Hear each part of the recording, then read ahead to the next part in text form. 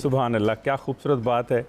अगर हमें बहनों का किरदार समझ में आ गया वाह वाह। तो शादी से पहले की बात हो या शादी के बाद की बात हो, सारा कुछ समझ में आ हक जाएगा, भी फर्ज दोनों समझ सारे समझ आ जाएंगे। अब मैं 6 बहनें आपके सामने उनका जिक्र खैर रखने लगा हूँ ताकि हमारी ट्रांसमिशन जो है उनको मुकद्दस भी हो जाए और मज़ीद पकीज़ा भी हो जाए। पहली बहन हज़रत मरियम बिनते इमरान, क्या बात है। जब आपको पहुंचा दिया हिफाजत के साथ महल में, अब सबसे बड़ा मसला ये था कि अल्लाह का वादा था कि ये मूसा दोबारा माँ तक पहुंचेगा, तो उसके लिए जिस बच्ची से मदद ली गई वो उसी सैयदना मूसा अलैहिस्सलाम की बहन थी, जिन्होंने जाकर अंदर मशवरा दिया कि मैं एक ऐसी खातून को जानती हूँ जो इस बच्चे को दूध पिला सकती और ये है। पी ले। अब जरा देखिएगा यहाँ निकलता क्या है, जो असल बात है आज के वक्त की। वो सबसे पहली बात, एक बहन की गैर मामूली बसीरत, दूसरी बात उस बहन की जुर्रत, तीसरी बात उस बहन की एहसास जिम्मेदारी, क्या बात है, चौथी बात उस बहन की जहानत,